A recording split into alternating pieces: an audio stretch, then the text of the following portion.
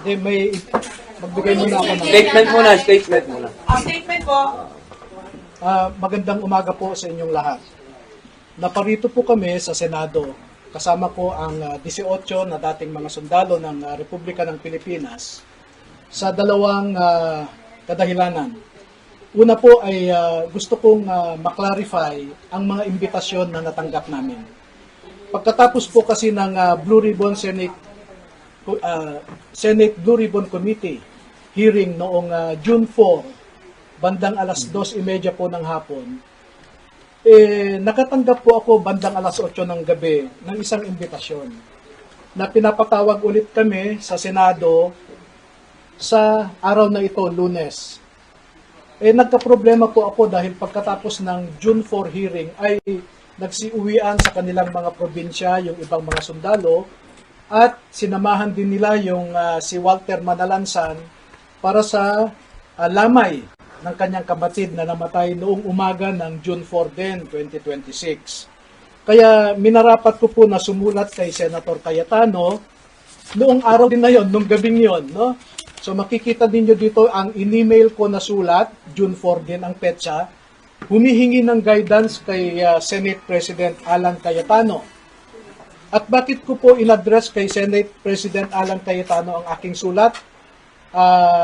Despite the fact that some senators are claiming he is no longer the Senate President, I have here a video just 2 days ago na sinasabi ni Senator Erwin Tulfo na ang Senate President pa rin ay si Alan Cayetano. At pwede ko pong ipakita sa inyo yung kanyang video na sinasabi nga na si Senator Alan Cayetano pa rin ang presidente. Kaya ko po in-address sa kanya ang akin. Senator Cayetano is still the Senate President. Ay, sorry po ha. Senator Cayetano is still the Senate President. Because we don't have 13. It's against the law naman, di ba? For all the committees. Simula po sa pro tempore, we cannot touch the Senate presidency because we don't have 13. This is what the law says. You have to have 13.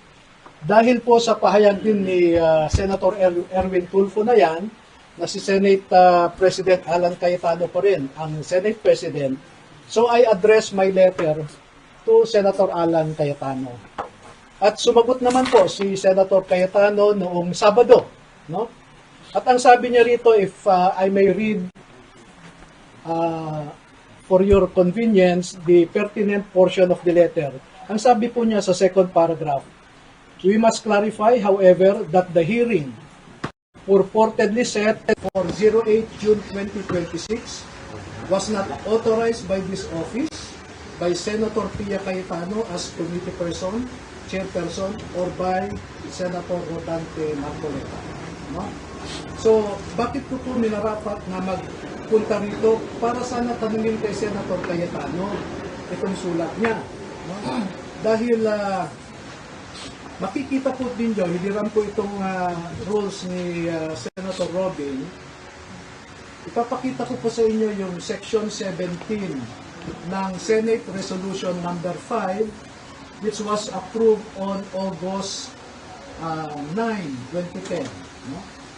At ang sinasabi dito, any invitation for a witness or any subpoena should be signed by the chairman of the committee and approved by the President of the Senate. Maliwanag po dito sa Section 17. Kaya po tinignan ko itong imbitasyon, makikita ninyo rito, wala pong pirma yung nagsasabi na siya yung chairman ng Blue Ribbon Committee, wala rin pirma yung Senate President, walang approval. Kaya dyan po kami naguguluhan, no? At bakit ko po nire-raise ito? Dahil naman po sa for our safety and security, no? And we are expecting the good senators to follow their own rules. Itong sinasite ko po na Senate Resolution number 5 provides for the rules governing inquiries in aid of legislation, no? Ito po yung resolution number 5. Okay? So, sana naman po ay sinunod ng sumulat sa amin yung sinasaad ng rules ng Senate. Kaya po kami nagpunta rito kay Senator Robin para mapaliwanagan din kami. Pangalawa po, sa totoo lamang ay we are worried but we are not scared that Mr. Erwin Tulfo, who claims to be the new chairman of the Senate Blue Ribbon Committee, is presiding over this investigation. Kasi po, inaakusahan, pero siya rin ang mag-iimbestiga at eventually siya rin ang magdedesisyon. He is the accused or respondent, so to speak, but he is the investigator and the judge rolled into one. Sa isang demokrasya po ay na merong functioning judicial system ay hindi nyo po makikita yung kanyang pangyayari. Na kung sino pa yung akusado, siya pa ang mag-iimbestiga at siya pa ang magdedesisyon kung sino ang nagsisinungaling at kung sino ang nagsasabi ng totoo. And of course, by human nature, we don't expect Mr. Erwin Tulfo to admit this guilt. And therefore, by human nature also, it is predictable that he will cite all of us as liars. And pursuant to his power as chairman of the committee, and that is debatable, he can cite us in contempt, he can punish us, and he can send us to jail. And for this purposes po, I will cite to you Section 18 po of the same Senate Resolution number 5. Nakalagay po dito, 18, no? Contempt. Contempt. Makikita nyo dito, ang sinasabi,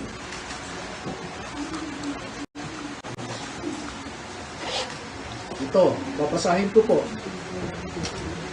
The chairman, with the concurrence of at least one member, may punish or cite in contempt any witness before the committee who disobeys any order of the committee or refuses to be sworn or to testify or to answer a proper question by the committee or any of its members or testifies falsely or evasively.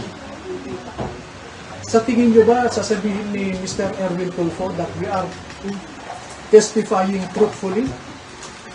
Sasabihin niya yan, you are testifying falsely. And what is the consequence of that? Contempt.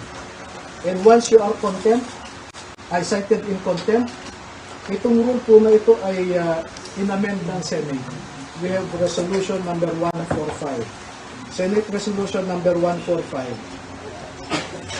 Ang matindi po ikukulong kami. Ito,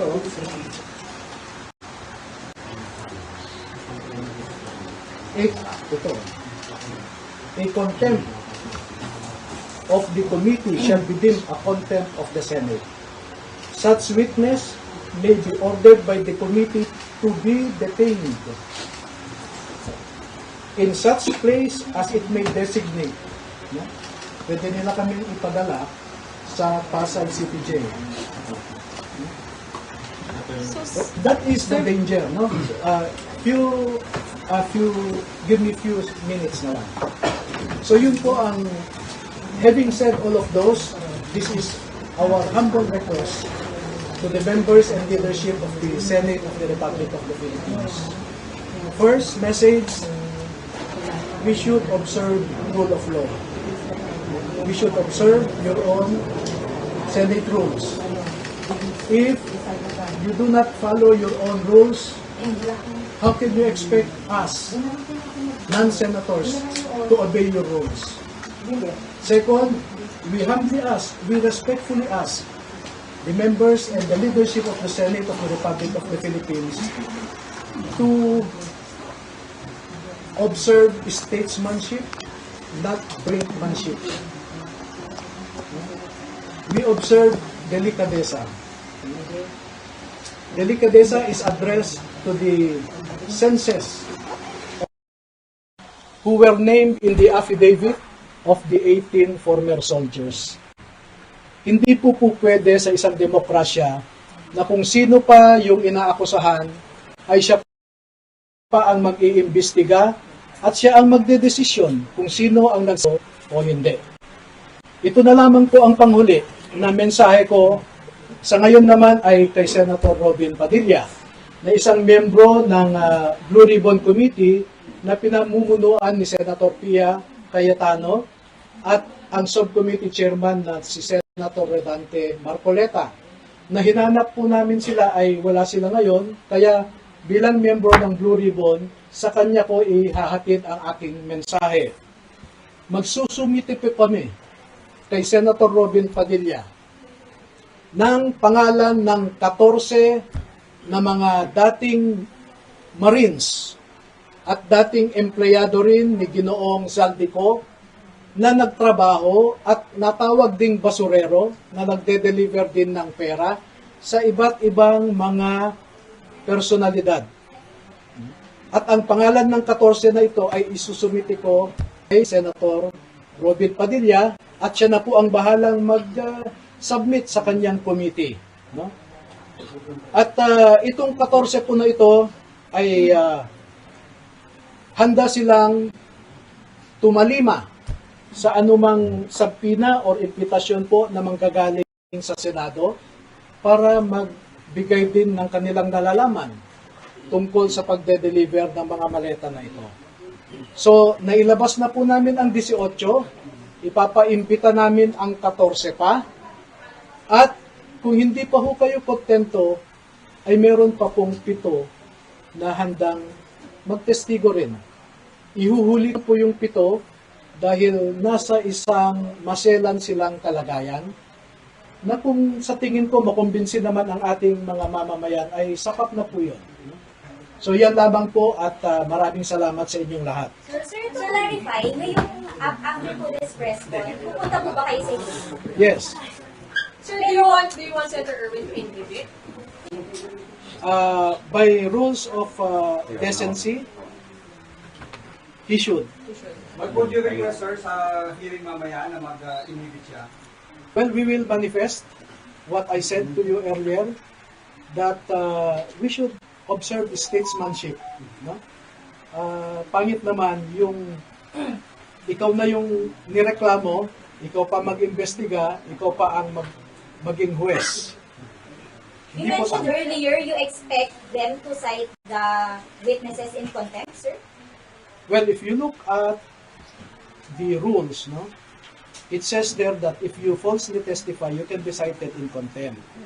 Now, if the former soldiers will affirm and confirm what they stated in their affidavit, what would be the response of Mr. Erwin Tulfo and other legislators similarly situated? Sasabihin ba niya, nagsasabi kayo ng totoo? Hindi po, ang sasabihin niya, nagsisinungaling kayo. Ngayon pa nga lang, hindi pa kami nagpakita, sinabi na niya na nagsisinungaling kayo. At kung sinabi niyang nagsisinungaling kami, ano po ang consequence niyon? Binasa ko po sa inyo ang Section 18 ng Senate Resolution number 5 as amended by Senate Resolution number 145 dated February 13, 2013. So wala kaming ibang patutunguhan kundi kulong po eh. And that is why the logic of our request, the reason, the basis for our request is for him to recuse himself, to inhibit and let those who were not named in the affidavit to preside over the investigation. Pero he can participate, sir, si Senator Erwin. Yes, we As a welcome. chair. Yes, yes. And, Sorry sir, Senator Robby, may sinabi ko kasi si Senator Erwin sa baba na pinatatanong po sa inyo kung sasamahan niyo po ang naging wabudulong sa hiligin niyo. Kung ano ang nais ng aking mga bisita, yun ang mangyayari. Pero hindi ako uupo dun sa consultative meeting. And Doon sir, lang ako kayo sa po, tabi ninyo. Dahil po, we will not oblige Senator Padilla to accompany us. We can go there on our own.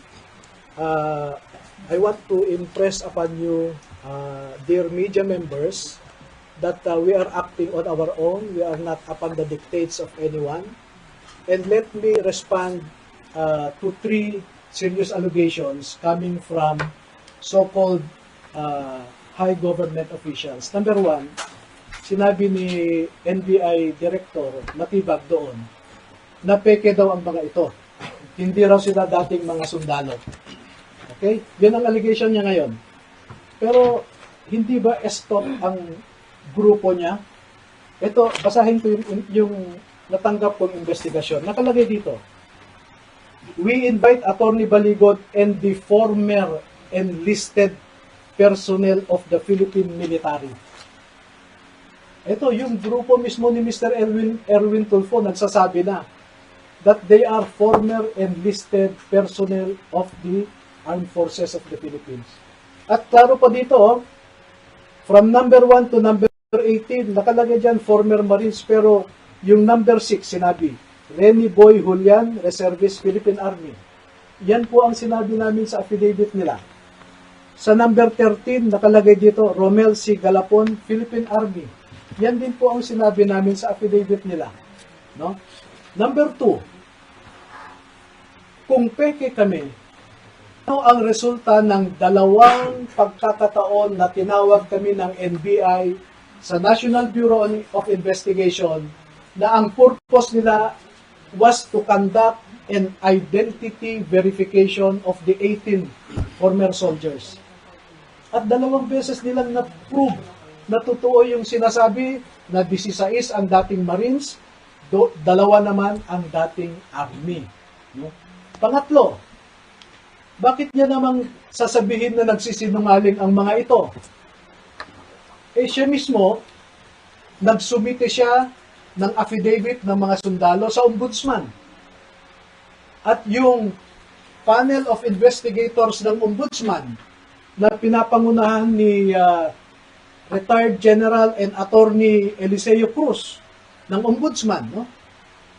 Eh binanggit nila yung affidavit ng dalawang dating sundalo doon sa fact-finding nila against former Speaker Martin Romualdez, former Congressman Saldico, at a certain Attorney Raulito Paras. Nandun po sa report ng panel of investigators ng ombudsman. E-anim po yun ng mga abogado ng ombudsman. So, sino po ang nagsisinungaling? Noon pa ay sinasabi ko, si Matibag ay isang political operator. Hindi po yan investigador. No? At ang ginagawa niya ngayon ay pinupolitika niya, hinahatak niya ang National Bureau of Investigation sa isang political exercise. Sana hindi masira ang NBI as an institution. O, pangalawa, narinig namin kanina, nagmo-monitor ako na ang sabi ni Senator Erwin Tulfo ay bogus daw ang mga ito. Eh kung bogus ang mga ito, eh bakit pa siya nagpadala at sinabi na former enlisted personnel ng Armed Forces of the Philippines ang mga ito. No? I think there is duplicity in the words of, coming from the mouth of Mr. Erwin Tulfo. Attorney, ano masasabi niyo dun sa binabanggit ng NBI na may inconsistencies dun sa na-submit sa ombudsman dun sa naging testimonya nila sa Senado noong Webes? Naku po, sabi ko nga, sabihin niya yung inconsistencies, no? And by the way, halimbawa sir, yung binabanggit nila, nakalagay dun sa original na affidavit ng 18 na may mga pulis na namburiki dun sa maleta, pero dun sa ombudsman, nakalagay na lang dun na may mga pulis na tumulong para mag-deliver ng mga maleta, na wala na yung pamburiki. alam nyo, ganito, ang pagpasehan po ninyo sana ay yung pirmado at notaryado na affidavit ng mga ito. Kasi may mga kumalat na may mga nagdagdag o may nagbago at ibinibintang nila sa amin yon. Eh dapat na makasuhan yan si Matibag kung saan niya kinuha yung peke na affidavit na yan eh. He relies on a fake document and puts the blame on us. Anong klaseng investigador yan?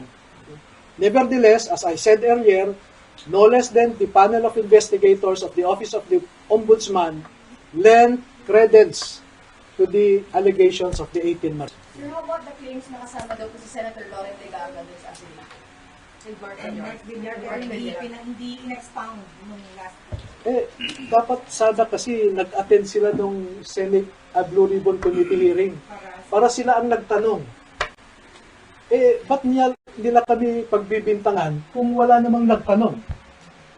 Diba? Pero nandun din sa affidavit, sir. Nandun po sa affidavit eh. Nag-deliver din po kay Sir Lauren at kay Sir Mark. Sa, Hindi po nila binabawi yung sinabi nila na nag-deliver sila kina San Loren and San Mark. kami po ay kwan, no? Let me clear this out with you now. Noong in-interview ako sa, I think it's the group of Ed Lingaw, no? Merong babae doon na kwan eh. She was not interviewing but rather anyway, ang sabi sa akin, Attorney, bakit nasama si Laila de Lima sa listahan ng mga Congress members na hindi naman siya miyembro ng Kongreso noon? No? At pinapalabas nila ngayon, nasa kulungan para si Laila de Lima noon, paano siya makatanggap? No?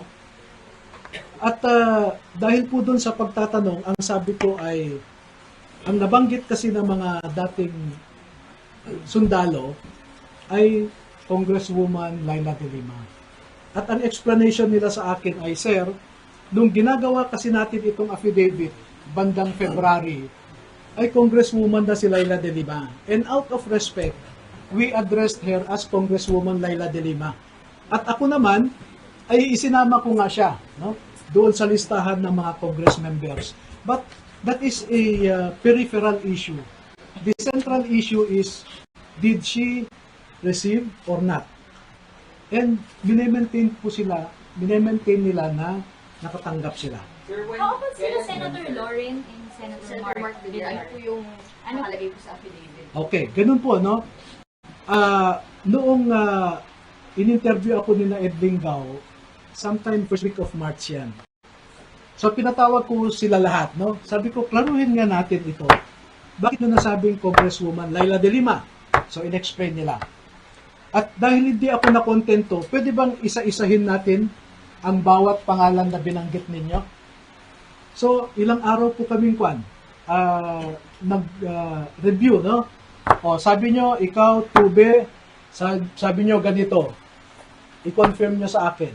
So, mahabang proseso, no? Meron pong, at ito, with all sincerity, we are man enough to admit a mistake and brave enough to correct it. Okay? Doon po kay Senator Villar, sabi nyo, no? Wala pong binabago doon. As is po yan, no? Kay Senator Chis Escudero, kasi siya yung minority yata noon, no? Si Mark, si Senator Lauren, ang magkakasama sa majority. Magkakasama sila Tulfo noon, no? Tinanong ko kay Chis Escudero. So, ang nangyari po ay, Sir, meron pa kaming hindi na ibigay sa iyo na picture eh. So, nagbigay sila ng mga pictures, no? Na doon mismo sa bahay ni Senator Chis, no? So, remember, this happened in March, yung pag-review namin. March, ano pong year? 2026, March. No? Majority pa yata si Senator Lauren noon. Ano po, no? Pati si Mark Villar, etc. Ngayon, pagdating kay Senator, yun nga, Mark Villar, sabi ko, iklaro nyo yan. So, nag-recollect yung mga nagsasabi. At sir, ganito. So, confirm po, no? At pagdating naman kay, maraming proseso yan, pagdating kay Senator Lauren, nag-usap sila, same process. So, merong si Orbilio at saka si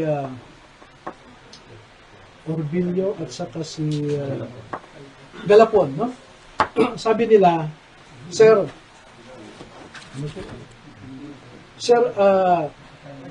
ito po yung recollection namin sa nangyari kay Senator Lauren.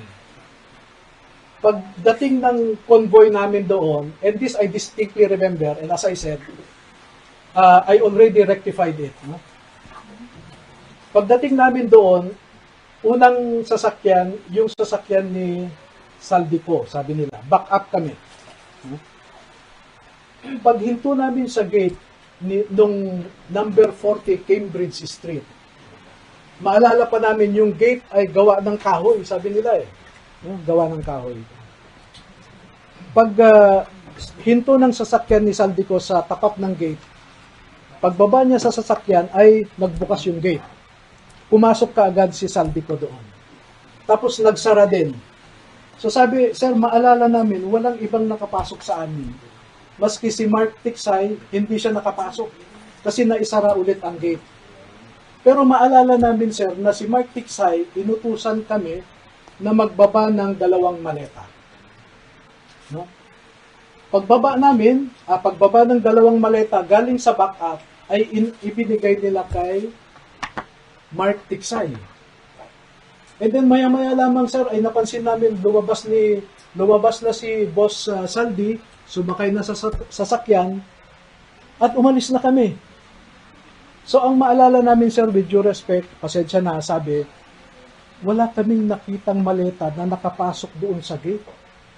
Kasi nung ibinaba namin ay biglang lumabas din si Saldico. So sabi ko, sigurado kayo? Yes. Gumawa kayo ng statement na ganyan, no? So ang ginawa ko po noong March ay pinapirma ko po sila. At dahil hindi ko naman kilala o wala naman akong access kay Senator Loren, pinakiusapan ko si Mike Defensor, no? Sec Mike, ako, may access ka ba kay Senator Loren? Bakit? Sabi niya, ganito yung sinasabi ng 2 sundalo. Ibinigay ko po sa kanya yung sinabi ng 2 sundalo. Sabi ko, inaamin nila pagkakamali nila. Kung gusto ni Senator Loren na kasuhan yung 2, ibinibigay ko ang ebidensya. Pwede niyang kasuhan ng perjury yung 2 kung gusto niya. Pero as I said, we are man enough to admit a mistake and brave enough to rectify it. Okay? Second po, na gusto kong i-emphasize sa inyo, yung napangalanan sa affidavit na yan, gaya ng sabi namin sa affidavit, yon lamang ang naaalala nila noong ginawa yung affidavit na yan. In fact, marami pa pong iba eh. Ang sabi nga sa akin, sir, pwede mo ba kaming isama sa Senado at saka sa House of Representatives para kung mag-session sila, ay mamukhaan namin kung sino yung mga nakita namin na hindi namin maalala yung mukha o ang pangalan. Bakit? Sir, kasi yung napangalanan namin dyan ay yun lamang yung mga sikat, nakikita namin sa TV, sa news, sila yung popular, sila yung palagi namin nakikita, kaya yan ang maalala namin. At yan po, nandun sa affidavit nila. Sinabi po nila yan. Sir, clarification. So, dun, nagpunta po sila sa bahay ni Senator Loren. Pumasok si Zaldi, pero walang maletang ipinasok. Yun nga po ang recollection nila after, no? Nung Kaya may mistake. March. Oo, na, sir, naalala namin, paghinto ng sasakyan, bumaba si Boss Saldi, bumukas na rin yung gate. Sa supposedly bahay po ni Senator Loren. Oo, yun ang... Hindi po nila nakita si Senator Loren. Hindi po. Kasi po, ang style nila yan, may everyday po may detail yan eh. Kung ano yung assignment nila, kung ano yung lakad, no? So, pwede ko ang ipakita sa inyo na sa oras na ito, pupunta si Saldico dito. So, may schedule sila. Bakit po ngayon lang nagkakaroon ng correction? Bakit ngayon lang po? Hindi, March pa po yun. March pa yung... After nung interview, Pinakorek nila. Pinakorrect. after nung interview kay Ed Lingaw. Sir, hindi pa Hindi nababasa, ho sir, yung affidavit ninyo sa ombudsman kasi nandun pa Hindi pa namin, Senator Loren Legarreta. yes, totoo po yan. Hindi namin. Kaya ang sabi ko nga, pakibigay ito kay Senator Loren, kapo kay Mike Defensor. Para kung sa tingin niya, agrabyado siya, ito yung pag-amin ng 2, kapo. At pwede niyang gamitin ito to... Submit sa ombudsman, sir, ng pag-rectify dun sa pangalan niya. hindi ko pa po sinasubmit. Pinabayaan ko lang muna. And I will let Senator Loren take whatever legal action she deems proper to vindicate herself also. Nakausap niyo na po si Senator Loren upon this. Hindi Bago po. pa po yung nangyaring Thursday na pagharap po nila sa plan. Ay, hindi po. Never, wala akong access, wala akong contact. Ang maalala ko lang, after the Senate Blue Ribbon Committee last June 4, ay lumapit po siya sa mga sundalo. No? At nakipagkamayata siya. Sir, yung kay Sen. Mark Villar, siya mismo nakatanggap ng maleta. Ah, Doon walang correction. wala po eh. Kung ano yung nandun, kasi pinareview ko bawat isa po doon, bawat paragraph, bawat pangalan na binanggit, pinaulit ko po sa kanila. Ulitin nyo yan, sabi ko. So far, ang correction nila, number 1, kay Laila de Lima, sir, sabi niya, nasabi namin congresswoman kasi out of respect. Pero no? nakatanggap. Pero nakatanggap siya. At Kailan yun? syempre, nung nakalabas na siya sa pulungan, no? Kasi, pag may meeting sa Unit 8 Townhouse sa Friends Park, at ang pinag-uusapan ay tungkol sa ICC, dumarating po si Congresswoman Laila de Lima. At hindi lang naman po isang beses yan eh. And as I said, pag lumabas po, pag inimbitahan ng Blue Ribbon yung 14 na bagong mga testigo, kung mamarapatin ng Senado na imbitahan sila, ay magpukwento pa po sila kung ano yung nalalaman nila. Kasi marami pong marami pong detalye na hindi ko sinama sa affidavit nila. Bakit? Kasi ang sa akin noon, I just wanted to reveal enough information to warrant an investigation. No? At pag nagkaroon ng investigation, sabi ko, doon nyo ilalabas lahat ng gusto nyong sabihin. At true enough, nakatanggap ako ng imbitasyon sa Office of the Ombudsman. No? Mag-uumpisa kami sa June 11. Iisa-isahin po nila ang 18. I-interviewin sila ng mga abogado ng Ombudsman, yung panel of investigators. At doon po nila ibabahagi lahat na ng impormasyon na alam nila. Nung Senate hearing na yung Blue Ribbon po na nakaraan, may mga lumabas po doon na gusto sana namin, hindi mo na lumabas eh, pero hindi nila naiwasan na maikwento, no, yung iba. Sir, sa June 11 na po yung pag-rectify doon sa mga naunang na-submit doon. Most likely, nangyayari. Pagka tinawag po sila, kasi may schedule, no, sa June 11 in the morning si Buduan, no? Sa June 15 si Esquivel. Sa June 16 si Tube. Hindi sila sabay-sabay. Hindi po, isa-isa po 'yan. Okay. Okay, June 11 si Buduan. Sa June 15 si Taberdo sa umaga, si Tube sa hapon. Sa June 16 si Esquivel sa umaga, si Navidad sa hapon. So, diretso na po yan, no? Sir, sorry. Clarification. Yung kay Senmark, siya mismo ang tumanggap. May details ba na pwede Hindi po sinabi na si Senator Mark mismo. Pero ang nakita nila, bumaba sila, nagbaba ng maleta, at naipasok yata sa gate. No? ng bahay ni Senmark? Yung address na yon. Saang address na?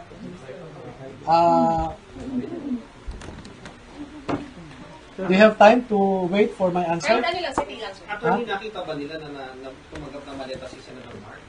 Hindi, sabi nga nila, hindi nila nakita si Senator Mark, pero naipasok nila yung pera sa compound, no? Sa loob. Sa bahay niya. Ito po yung, Kailan? City.